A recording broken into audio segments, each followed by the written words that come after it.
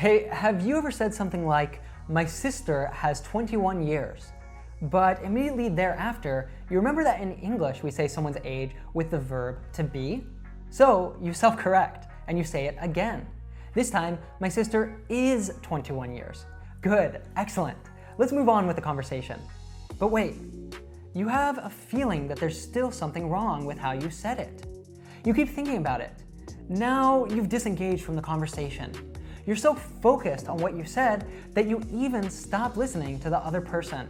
Oh, right, I remember. I'm not supposed to just say years after the age, it is years old. But now it's no good.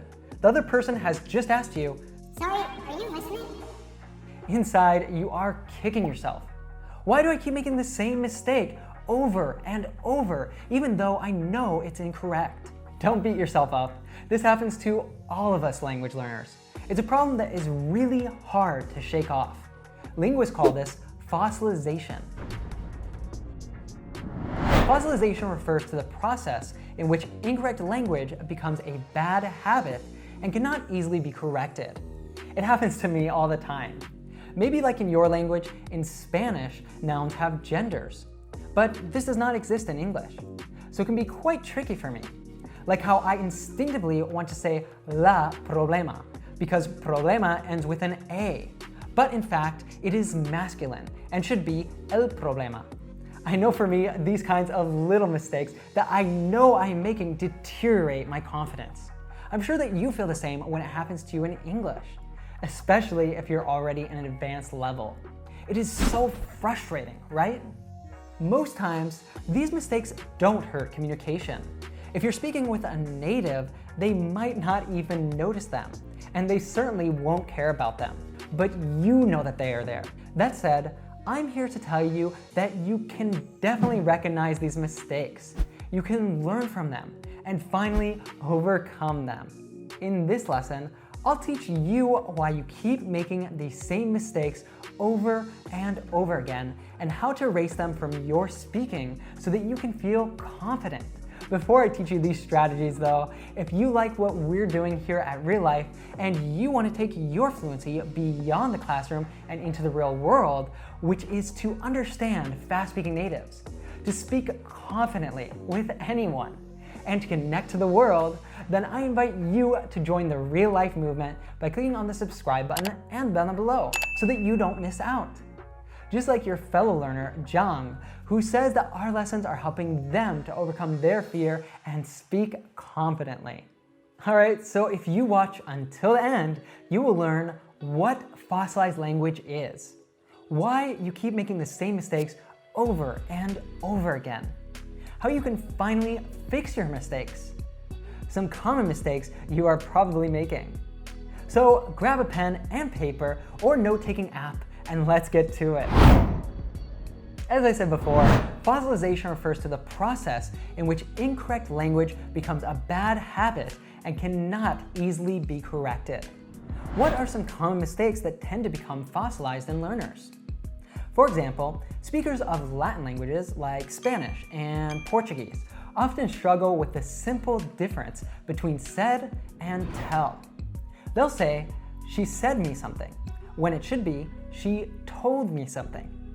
This is a vocabulary and grammar fossilized mistake.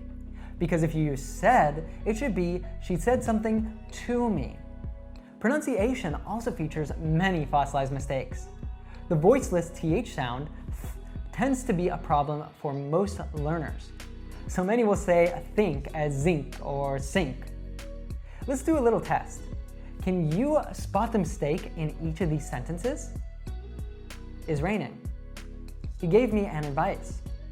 Explain me. I have a doubt. The people is crazy. I hurt my feet. Stick around till the end of the video where I'm going to explain what's wrong with each of these sentences. So these common mistakes are usually because of what we call interference. This happens when you use structures, forms, words, and also sounds from your native language and apply them to English, resulting in words, phrases, sentences, and sounds that are incorrect or just sound unnatural. An extreme case of interference is what we call Spanglish, or Portuñol for example. This is when someone who has Spanish as their first language overuses elements of that language and transfers them to English or to Portuguese. So they'll basically speak in Spanish with a few English words here and there. Now, transferring elements from your native language to English isn't always bad. There's a thing called positive transfer. This is when English and your native language have some elements in common.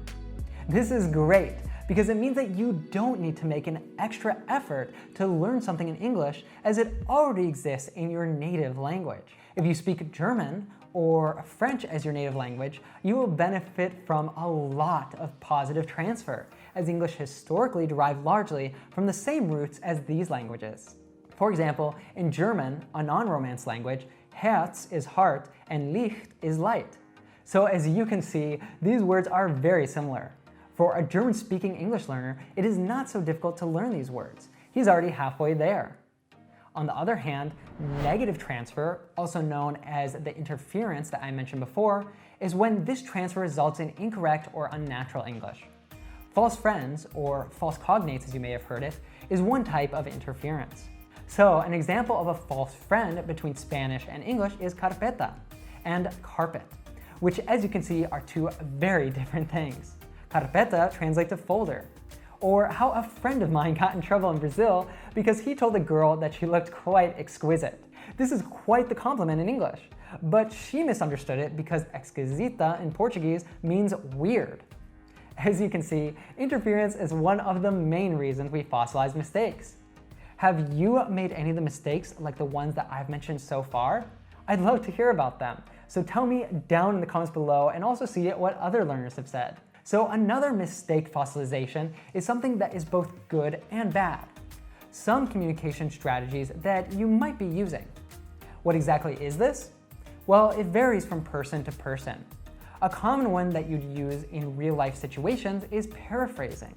When you don't know a word or you simply can't recall it, you can explain it. Now, paraphrasing is actually a good thing. It's a skill that you can develop to help you carry on in a conversation in English, so you don't freeze. By the way, if you ever freeze when you get in a conversation, then I highly recommend that you don't miss this recent lesson that we made. I'll link it at the top and down in the description below so that you can watch that next. However, if you get too reliant on paraphrasing, it can also be a bad thing, as it might prevent you from learning the word, phrase, or structure that you could be using. So at first you could say, you know, the thing that you use to drive the car. But eventually you should learn the word that you want to say is the steering wheel.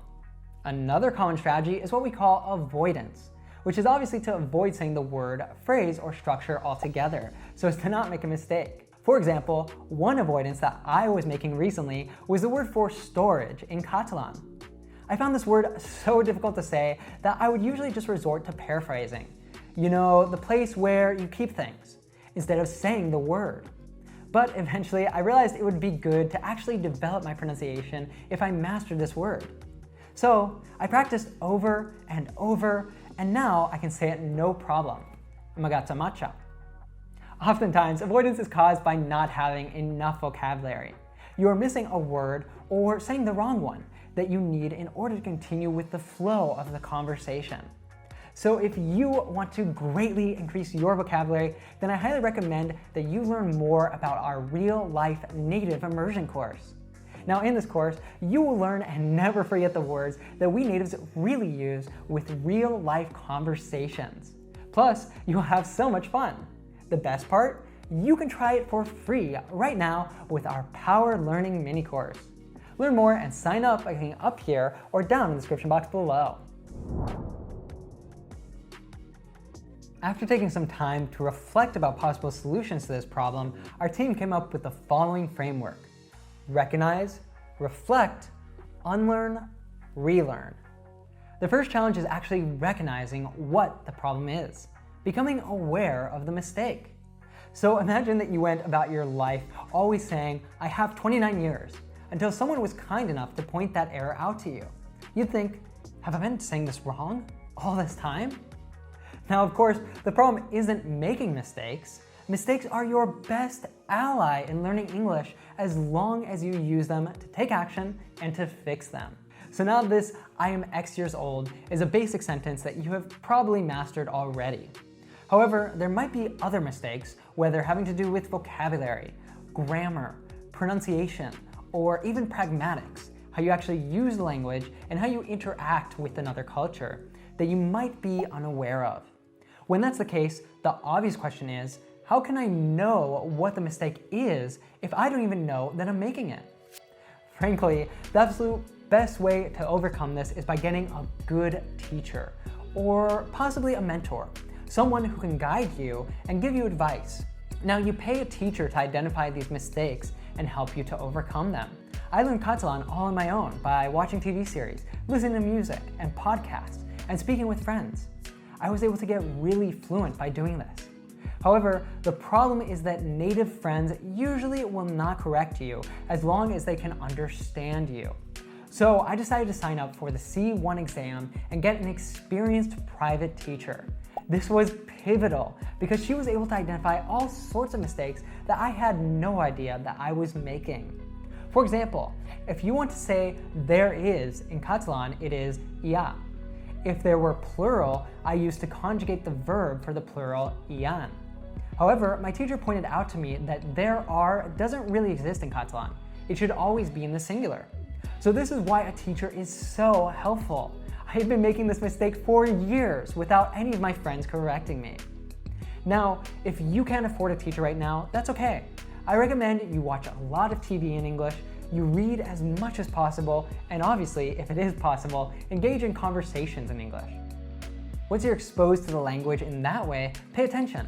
Compare the samples of the language that you hear or read with your own, and come to your own conclusions. It will require hard work and a lot of self-awareness. Consider this as a takeaway from this lesson. Recognizing the problem puts you halfway there to the solution.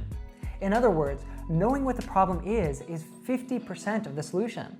The next, say, 10% comes with reflection. So, once you recognize the problem, take some time to reflect on it. Think, what about this mistake makes it especially hard for me to overcome, even when it might seem so simple and easy on the surface? It might be a negative transfer from your first language. It might be an overgeneralization of a rule.